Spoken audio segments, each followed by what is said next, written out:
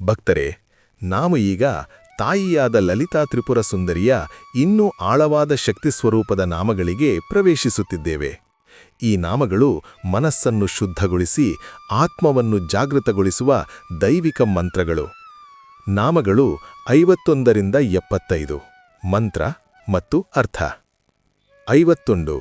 ಓಂ ಸರ್ವವ್ಯಾಪಿನ್ಯೈ ನಮಃ. ಅರ್ಥ: ಎಲ್ಲೆಡೆ ವ್ಯಾಪಿಸಿರುವ ಪರಮಶಕ್ತಿ. 52. ಓಂ ಸರ್ವಮಾತೃಕಾಯೈ ನಮಃ. ಅರ್ಥ: ಎಲ್ಲ ಮಾತೃಶಕ್ತಿಗಳ ಮೂಲರೂಪ. 53. ಓಂ ಸರ್ವಶಕ್ತಿಪ್ರದಾಯಿನ್ಯೈ ನಮಃ. ಅರ್ಥ: ಭಕ್ತರಿಗೆ ಶಕ್ತಿ ನೀಡುವ ತಾಯಿ. 54. ಓಂ ಸರ್ವಸಾಕ್ಷಿಣ್ಯೈ ನಮಃ. ಅರ್ಥ: ಎಲ್ಲದಕ್ಕೂ ಸಾಕ್ಷಿಯಾಗಿರುವ ಚೈತನ್ಯ. 55. ಓಂ ಸರ್ವಸಂರಕ್ಷಿಣ್ಯೈ ನಮಃ. ಅರ್ಥ: ಸಕಲ ಭಕ್ತರನ್ನು ರಕ್ಷಿಸುವ ದೇವಿ. 56. ಓಂ ಸರ್ವಸಿದ್ಧಿಪ್ರದಾಯಿನ್ಯೈ ನಮಃ. ಅರ್ಥ: ಎಲ್ಲ ಸಿದ್ಧಿಗಳನ್ನು ದಾನ ಮಾಡುವ ತಾಯಿ. 57. ಓಂ ಸರ್ವದುಃಖಹರಾಯೈ ನಮಃ. ಅರ್ಥ: ಎಲ್ಲ ದುಃಖಗಳನ್ನು ಹರಣ ಮಾಡುವವಳು. 58. ಓಂ ಸರ್ವಭಯನಾಶಿನ್ಯೈ ನಮಃ. ಅರ್ಥ: ಸಮಸ್ತ ಭಯಗಳನ್ನು ನಾಶ ಮಾಡುವ ಶಕ್ತಿ. 59. ಓಂ ಸರ್ವರೋಗ ನಿವಾರಿಣ್ಯೈ ನಮಃ. ಅರ್ಥ: ಎಲ್ಲ ರೋಗಗಳನ್ನು ದೂರ ಮಾಡುವ ತಾಯಿ. 60. ಓಂ ಸರ್ವಪಾಪಹರಾಯೈ ನಮಃ. ಅರ್ಥ: ಪಾಪಗಳನ್ನು ಶುದ್ಧಗೊಳಿಸುವ ಪರಮಾತ್ಮ ಶಕ್ತಿ. 61. ಓಂ ಸರ್ವಾನಂದಮಯಾಯೈ ನಮಃ. ಅರ್ಥ: ಪರಮ ಆನಂದದಿಂದ ತುಂಬಿರುವ ಸ್ವರೂಪ. 62. ಓಂ ಸರ್ವಶಾಂತಿದಾಯಿನ್ಯೈ ನಮಃ.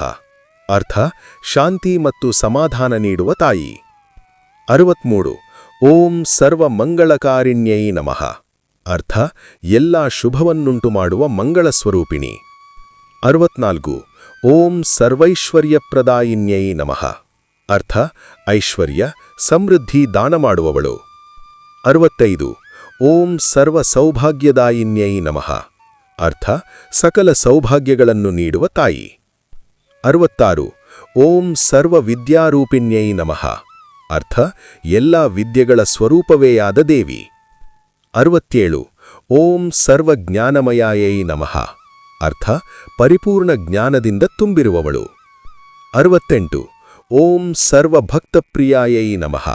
ಅರ್ಥ: ಎಲ್ಲ ಭಕ್ತರಿಗೆ ಅತ್ಯಂತ ಪ್ರಿಯಳಾದ ತಾಯಿ. 69.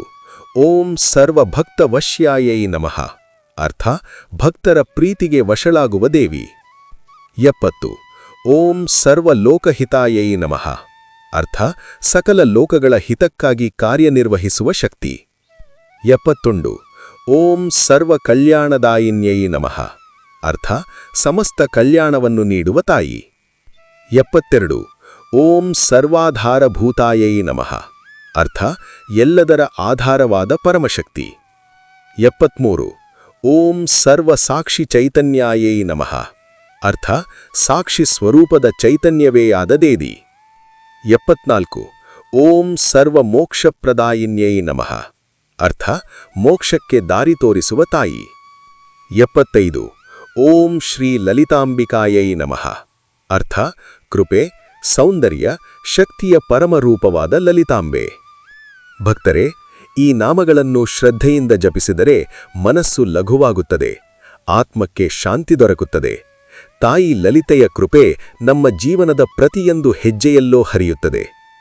ಜೈ ಲಲಿತಾಂಬಾ.